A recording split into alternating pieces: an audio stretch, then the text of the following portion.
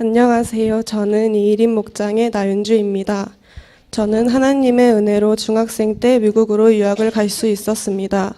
하지만 미국에서 유학 생활을 한 지 2년째 되던 해에 향수병을 이기지 못하고 한국으로 돌아오게 되었습니다. 한국에 돌아가기만 하면 그저 행복할 줄 알았는데 한국에 도착하자마자 돌아온 것을 후회했습니다. 그때부터 정말 이상하게도 제 마음속에 열정은 사라지고 공허함과 무기력함, 우울함만이 가득했습니다. 삶에 의욕이 없었고 살아갈 이유조차 없는 듯 했습니다.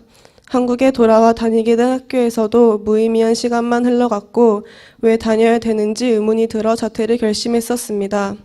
자퇴를 결심하고 자퇴서를 준비했을 때 제가 한국에 오는 것을 반대하셨던 사모님께서 이번에는 사모님 말을 들으라며 공부 안 해도 좋으니 졸업만 하자며 저를 설득해 주셨고 그 덕분에 자퇴는 하지 않게 되었습니다.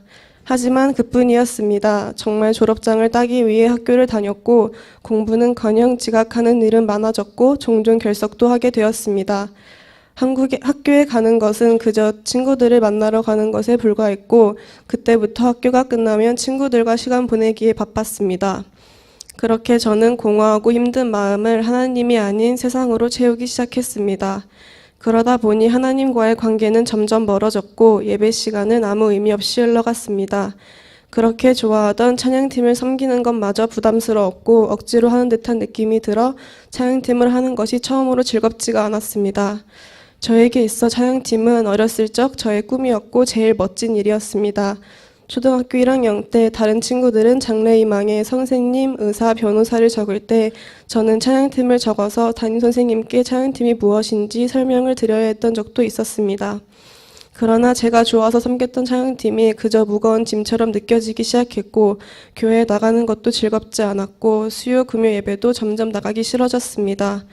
오히려 그 시간에 친구들과 시간을 더 보내고 싶었고 세상의 즐거움으로 허전함을 채우려 했습니다. 그때는 정말 모태신앙이라는 의무감에 겨우 교회에 발붙이고 있었던 것 같습니다. 저의 방황이 절정에 다다랐을 때 제 상황은 점점 더 악화되었고 저는 혼자만의 생각에 빠져 그 누구의 조언도 듣지 못했습니다.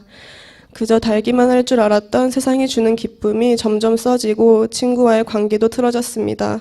제 마음은 수많은 상처들로 인해 많이 지친 상태였고 이제 더 이상 버틸 힘도 없는 것처럼 느껴졌습니다. 모든 것이 무너져 내린 기분이었고 엄청난 두려움이 저를 괴롭히기 시작했습니다. 계속해서 저를 벼랑 끝으로 몰고 가시는 것 같아 하나님을 원망했고 작은 희망도 보이지 않아 절망했습니다.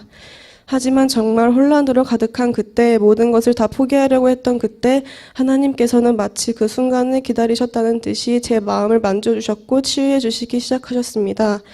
혼란으로 가득했던 저의 마음을 잠잠하게 해주셨고 예배 시간 때마다 찬양으로 말씀으로 조금씩 저의 상처를 치유해 주시기 시작하셨습니다. 세상으로 가득했던 저의 삶은 점점 하나님으로 가득 채워졌고 이전에는 느끼지 못했던 기쁨과 평안이 제 마음속에 가득했습니다. 방황하기 전보다도 더 하나님과 관계가 뜨거워졌고 저를 사랑하시는 하나님의 마음이 느껴질 때마다 감사하지 않을 수 없었습니다. 그렇게 제 삶에는 감사가 넘쳐났습니다. 감사한 것들이 셀 수 없이 많지만 제가 오늘 이 자리에서 나누고 싶은 것은 제가 힘든 시간을 지나오면서 가장 감사했던 3가지입니다. 첫 번째로 감사했던 것은 소중한 만남의 축복입니다. 저는 혼자서 힘든 시간을 보내왔다고 생각했는데 주위를 둘러보니 매일 눈물로 저를 기도해 주신 부모님이 계셨고 저를 걱정하는 마음에 쓴소리를 해주셨던 목사님과 늘 힘낼 수 있게 격려해 주셨던 사모님, 그리고 제가 방황할 때에 저를 위해 기도해 주셨던 많은 분들이 계셨습니다.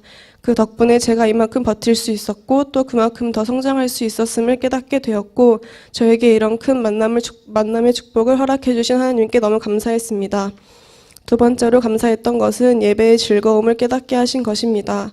정말 부족한 실력이지만 방황하는 순간에도 찬양팀을 섬길 수 있게 해주셨고 예배의 자리를 놓치지 않도록 도와주셨습니다. 그 순간에는 그저 의미 없이 흘러가는 시간이었지만 지금은 제일 기쁜 시간이 되었습니다.